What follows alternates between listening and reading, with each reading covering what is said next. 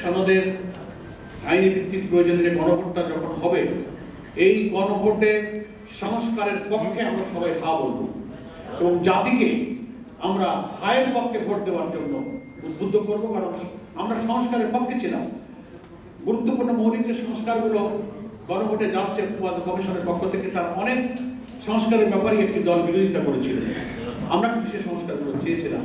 সেই কারণে আমরা এই সংস্কারের পক্ষে আছি এবং আমরা দেশবাসীকে এই সংস্কার প্রস্তাবের পক্ষে হা ভোট দেওয়ার জন্য একই সঙ্গে আমরা আহ্বান জানাতে থাকবো এবং সরকার যেন এই সংস্কার প্রস্তাবগুলো জাতির সামনে তুলে ধরেন যে কি কি সংস্কার করা হচ্ছে, কি বিদ্যমান রাষ্ট্র ব্যবস্থায় আছে আর কি নতুন হবে, চমৎকার করে সুলিখিতভাবে ওয়েবসাইটে হোক, ইলেকশন কমিশন তার ওয়েবসাইটে পাবলিক করতে পারেন, সরকার এবং প্রচারপত্র বিলি করে জাতীয় প্রচার মাধ্যমে ব্যাপকভাবে প্রচার করে জনগণ যেন এই সংস্কার প্রস্তাবের পক্ষে হা বলতে পারে, তার প্রয়োজনীয় উৎসাহ দেওয়া, প্রয়োজনীয় ব্যাখ্যা বিশ্লেষণ করে জিনিসটাকে সহজ করা দরকার।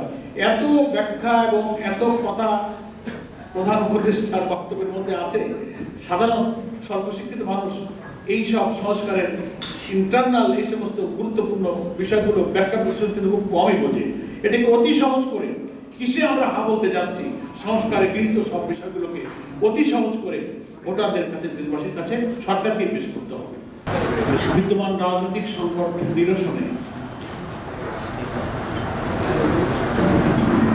জুলাই সনদ বাস্তবায়ন আদেশ জারি করা, জাতীয় নির্বাচনের পূর্বে গণভোটের তারিখ ঘোষণা করা, লেভেল প্লেইং ফিল্ড, ফ্যাসিবাদের দোষরদের বিচার নিশ্চিত করা সহ আমরা 5 দফা দাবিতে আমরা আন্দোলন করেছিলাম।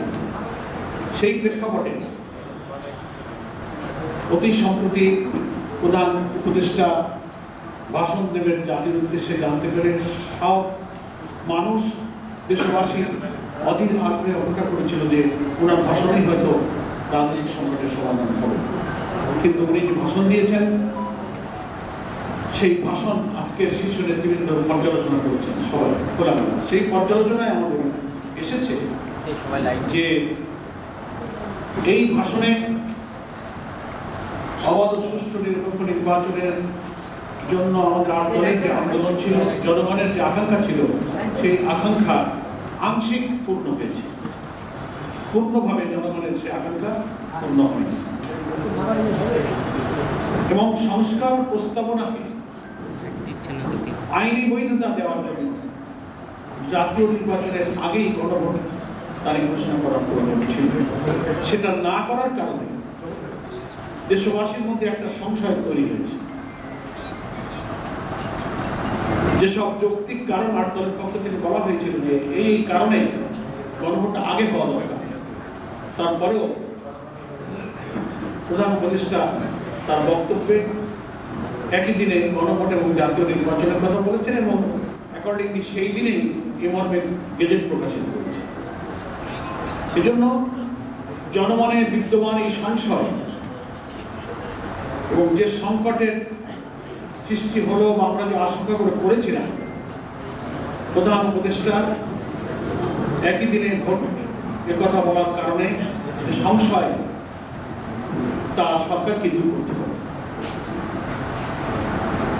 যে সমস্যাগুলোর কথা বলেছিলাম তার কি সমাধান এবং যে সংশয়, সেটা সরকারকেই ঘোষণা দিয়ে দূর করতে হবে।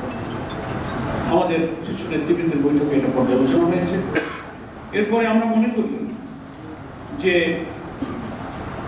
আমাদের যে 5 দফা দাবি, তার দাবিতে আমাদের কর্মসূচি অব্যাহত থাকবে। যে আংশিক দাবি আমাদের পূরণ হয়েছে, জুলাই সনদকে আইনি ভিত্তি দেওয়ার যে আমরা কথা বলেছি, আন্দোলনরত দলগুলোর ঐক্যমতের ভিত্তিতে যেসব সংস্কার প্রস্তাবগুলো ঐক্যমতের ভিত্তিতে জুলাই সনদে স্থান পেয়েছে এবং জুলাই সনদের আইনি ভিত্তির জন্য আদেশ জারির কথা আমরা বলেছিলাম, এই কাজটা হওয়ার কারণে এটাকে আমরা ইতিবাচকভাবে দেখছি এবং এটার জন্য সরকারকে কভার করে জানাচ্ছি।